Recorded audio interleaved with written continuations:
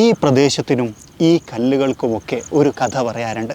ഒരു കാലത്ത് ഇന്ത്യൻ പ്രധാനമന്ത്രിയായിരുന്ന ഇന്ദിരാഗാന്ധിയെയും പിന്നീട് ഇന്ത്യൻ പ്രധാനമന്ത്രിയായ രാജീവ് ഗാന്ധിയെയും ഒക്കെ വഹിച്ച് ഹുങ്കാര ശബ്ദത്തോടുകൂടി വന്ന് വിമാനമിറക്കിയതിൻ്റെ കഥ, പിന്നീട് ചരിത്രത്തിലേക്ക് മാഞ്ഞു പോയതിൻ്റെ ഒരു ചരിത്രാവശേഷിപ്പിൻ്റെ കഥ, ചേളാരി എയർപോർട്ടിൻ്റെ കഥ. ഇതൊരു അന്വേഷണമാണ്. എല്ലാ കൂട്ടുകാർക്കും നമ്മളുടെ ഒരു പുതിയ വീഡിയോയിലേക്ക് ഹൃദ്യമായ സ്വാഗതം.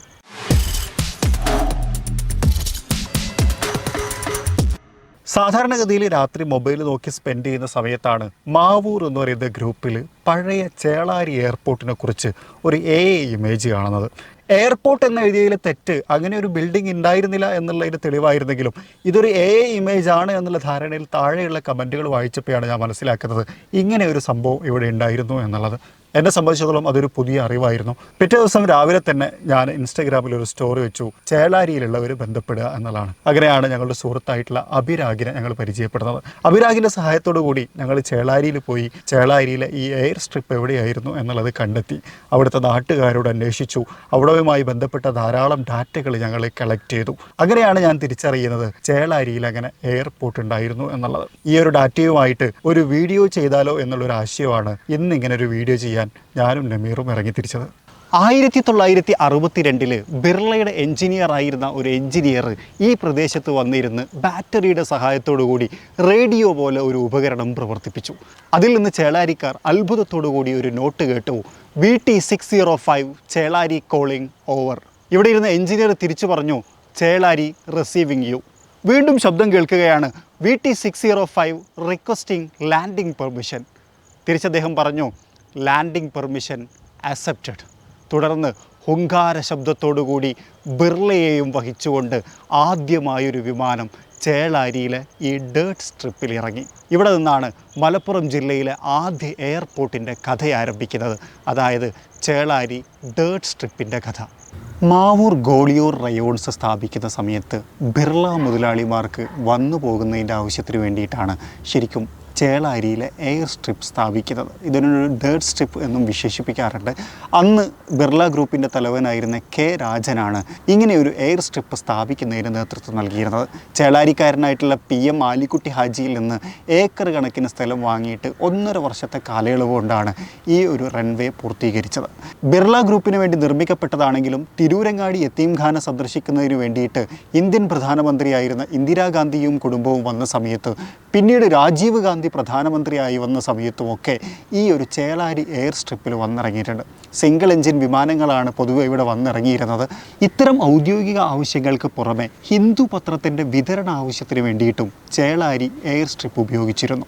മലബാർ സൈഡിൽ വിതരണം ചെയ്യേണ്ട 3520 പത്രങ്ങളുമായിട്ട് എന്നും രാവിലെ 6 മണിയോടുകൂടി ഹിന്ദു പത്രത്തിൻ്റെ ഒറ്റ എഞ്ചിൻ ഡെക്കോട്ട വിമാനം ഇവിടെ വന്നിറങ്ങുമായിരുന്നു. അങ്ങനെ വന്നിറങ്ങുന്ന വിമാനങ്ങൾ വന്നിറങ്ങിയിരുന്ന പ്രദേശമാണ് ഇപ്പം നമ്മൾ കണ്ടുകൊണ്ടിരിക്കുന്നത്.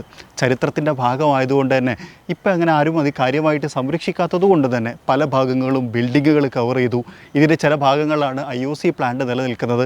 ആ ഒരു റൺവേയുടെ തുടക്ക പ്രദേശത്താണ് ഇപ്പം നിൽക്കുന്നത്. നമ്മളിപ്പം ഈ കണ്ടുകൊണ്ടിരിക്കുന്ന ചില ടാർമാക്ക് ഏരിയകൾ മാത്രമാണ് നിലവിൽ അവശേഷിപ്പുകളായിട്ടുള്ളത് എന്നുള്ളതാണ്. ഇവിടെ വന്നിരുന്ന വിമാനങ്ങൾ, അതായത് കിഴക്ക് ഭാഗത്ത് ഇറങ്ങി പടിഞ്ഞാറോട്ട് പോയിട്ടാണ് ലാൻഡ് ചെയ്തിട്ടുണ്ടായിരുന്നത്. ആ ഒരു സമയത്ത് 20-25 മിനിറ്റോളം നാഷണൽ ഹൈവേ പണ്ടത്തൊക്കെ ഒരു ഗേറ്റ് പോലെ ചങ്ങല കെട്ടി ബ്ലോക്ക് ചെയ്യുമായിരുന്നു എന്ന് പറഞ്ഞു കേട്ടു. ഇവിടെ വന്ന് അന്വേഷിച്ചപ്പോൾ കിട്ടിയ മറ്റൊരു രസകരമായിട്ടുള്ളൊരു കാര്യം, അധികം വാഹനങ്ങളില്ലാത്തത് കൊണ്ട് തന്നെ വലിയ പ്രശ്നങ്ങൾ ഉണ്ടായിരുന്നില്ല എന്നുള്ളതും ആളുകൾ ഇതൊക്കെ ഒരു കൗതുക കാഴ്ചയോടുകൂടി നോക്കിയിരുന്നിരുന്നു എന്നുള്ളതുമാണ്. നമ്മളുടെ അന്വേഷണം ഈ ഒരു ടാർമാക്കിൻ്റെ എൻഡിൽ വരെ നീണ്ടിട്ടുണ്ടായിരുന്നു. അവിടേക്ക് നമ്മളെ കൊണ്ടുപോയത് നമ്മുടെ സുഹൃത്തായിട്ടുള്ള അഭിരാഗായിരുന്നു. അപ്പോൾ നമുക്ക് അവിടെയും കൂടി ഒന്ന് കാണാം. അങ്ങനെ 1962 പ്രവർത്തനം ആരംഭിച്ച ചേളാരി എയർ സ്ട്രിപ്പിൻ്റെ ഏറെക്കുറെ എൻഡ് ഭാഗത്താണ് നമ്മൾ നിൽക്കുന്നത്. 1969 ജനുവരി 17 ഞാനിപ്പോൾ നിൽക്കുന്നതിൻ്റെ ബാക്ക് ഭാഗത്ത് കാണുന്ന ഈ വയലിൽ വെച്ചൊരു വലിയ സംഭവം ഉണ്ടായി.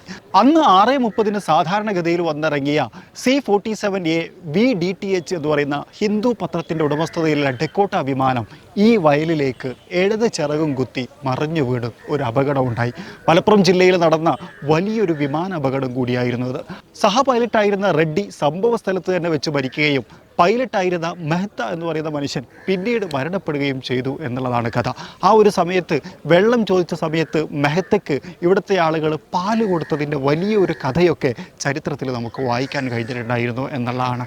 1969 നടന്ന ഈ ഒരു വിമാനാപകടത്തെ മലപ്പുറം ജില്ലയിലെ ആദ്യ വിമാനാപകടമെന്ന് പലരും വിശേഷിപ്പിക്കുന്നുണ്ട് എങ്കിലും 1960 നിലമ്പൂരിൽ വെച്ച് നടന്ന നാഗ്പൂർ ഫ്ലൈയിങ് ക്ലബിൻ്റെ സിംഗിൾ എഞ്ചിൻ വിമാനാപകടമാണ് മലപ്പുറം ജില്ലയിലെ ആദ്യ വിമാനാപകടം. അത് നാവിഗേഷൻ എറർ കൊണ്ട് സംഭവിച്ചതാണ്. പക്ഷേ പൈലറ്റും സഹ പൈലറ്റും രക്ഷപ്പെട്ടിട്ടുണ്ടായിരുന്നു എന്നുള്ളത് കൊണ്ടായിരിക്കാം ചരിത്രത്തിൽ അതങ്ങനെ കാര്യമായി രേഖപ്പെടുത്താതിരുന്നത്.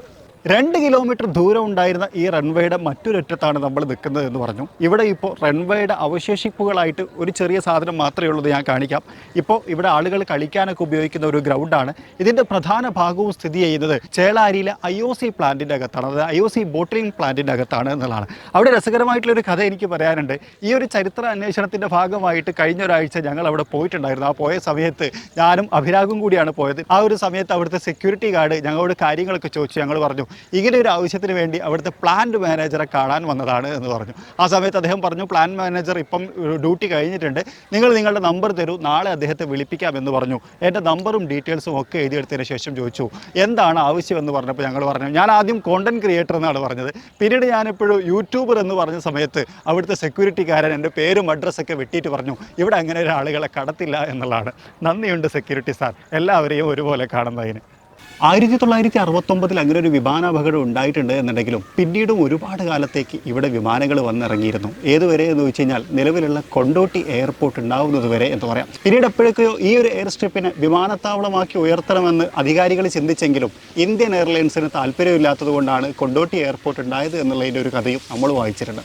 സംഭവം ഇത്രയൊക്കെയാണെങ്കിലും വന്നിറങ്ങിയിരുന്നതിൻ്റെ ഈ ഒരു അവസാന ഭാഗത്തിൻ്റെ തെളിവായിട്ട് ഈ ഒരു കെട്ട് മാത്രമാണ് നമുക്ക് കാണാൻ കഴിയുന്നത് എന്നുള്ളതാണ്.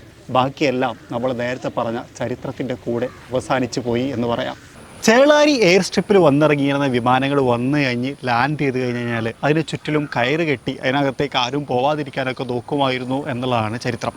അങ്ങനെ വന്നിറങ്ങിയുന്ന വിമാനത്തിനകത്തുള്ള ആളുകൾ താമസിച്ചിരുന്നു എന്ന് പറയപ്പെടുന്ന ഒരു ബിൽഡിങ്ങിൻ്റെ മുമ്പിലാണ് ഇപ്പോൾ നമ്മളുള്ളത്. ഇങ്ങനെ കാണുന്ന സമയത്ത് ആ ബിൽഡിംഗ് കാണൂല, അതിനകത്തേക്ക് പോകൽ ഇപ്പോഴത്തെ ഒരു അവസ്ഥയിൽ ദുഷ്കരമാണ്. ഇവിടുത്തെ ഒരാൾ തന്നെ പറഞ്ഞറിഞ്ഞൊരു കാര്യമാണിത്. അതിനകത്ത് അങ്ങനെ ഒരു ഷീറ്റൊക്കെ ഇട്ട ബിൽഡിംഗ് നമുക്ക് പുറത്തുനിന്നൊക്കെ കാണാൻ കഴിയും. അത് ഞാനിവിടെ സൂം ചെയ്ത് കാണിക്കുന്നുണ്ട്. ഇങ്ങനെ ഒരു സെറ്റപ്പും കൂടി ഇവിടെ ഉണ്ടായിരുന്നു. അപ്പോൾ നമ്മൾ തുടക്കത്തിൽ പറഞ്ഞിട്ടുണ്ടായിരുന്നില്ല രാത്രി നമ്മൾ കണ്ട ഒരു AI ഇമേജിനൊക്കെ കുറിച്ച്.